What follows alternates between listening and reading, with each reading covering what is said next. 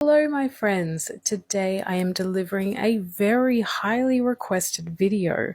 You guys have been asking me to discuss the Season 3 curse, and that's what this is, a deep dive if you will.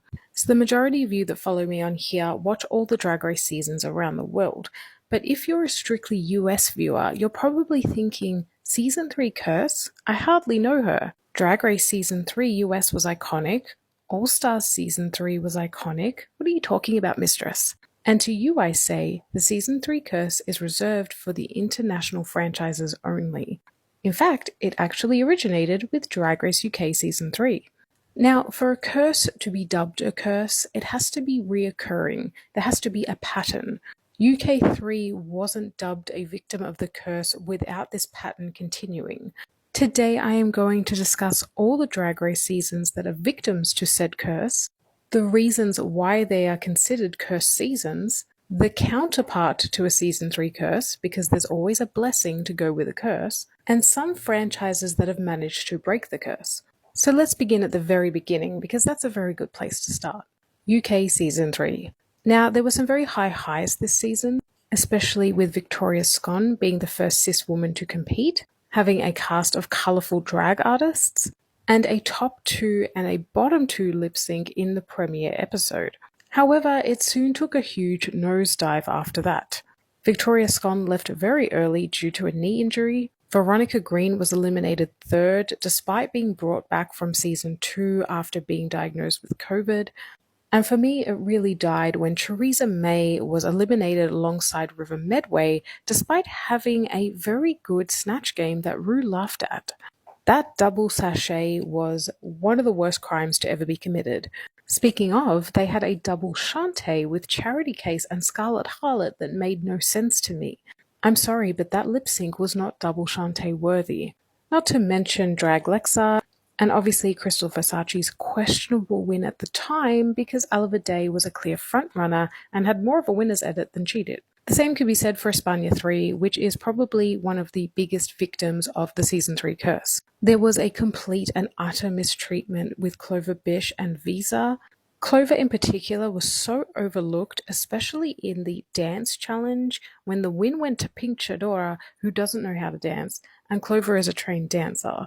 There was blatant favoritism towards the winner, Petita, who ended the season with 4 wins. By the end, she had no competition, which made the lead-up and the finale very lackluster because we all knew where it was going. It was a huge dumpster fire of a season, and some report it to be the worst season to ever exist. Then we have Canada 3, and make no mistake, this is a cursed season. It suffers from one of the biggest cardinal sins. It's boring. And sometimes boring is worse than bad, because at least with bad, people are talking. Season 3 is very lackluster, it's very forgettable, it's very run-of-the-mill.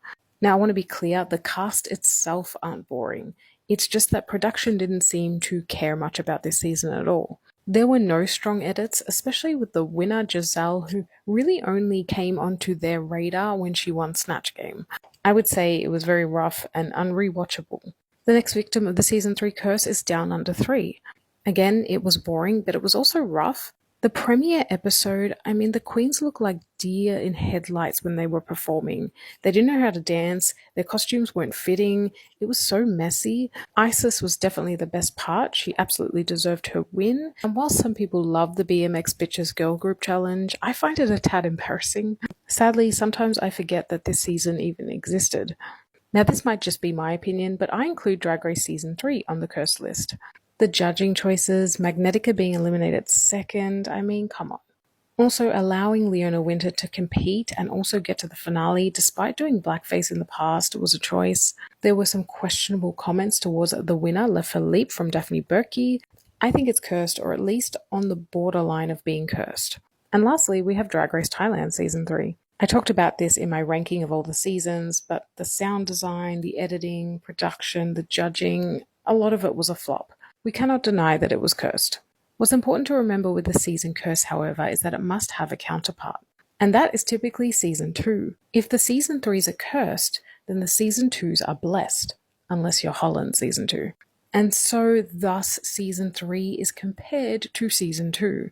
Season 2 UK is one of the most beloved to come out of that franchise, so Season 3 has no chance of living up to it.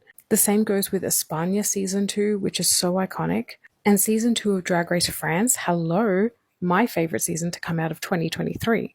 Even Drag Race Down Under 2 and Canada 2 are more revered than what followed them. Not to mention Drag Race Thailand Season 2 is so beloved amongst fans.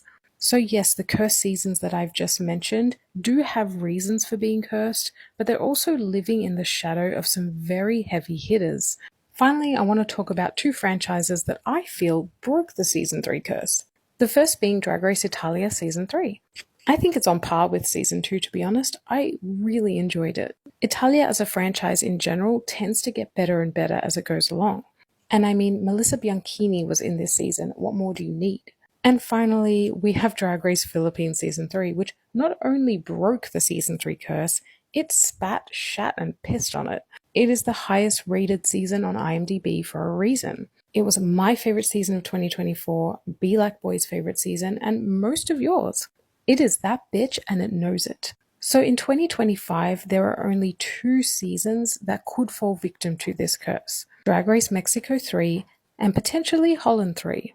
It will be interesting to see if they break the curse or fall victim to it. Guys, I hope you enjoyed this video.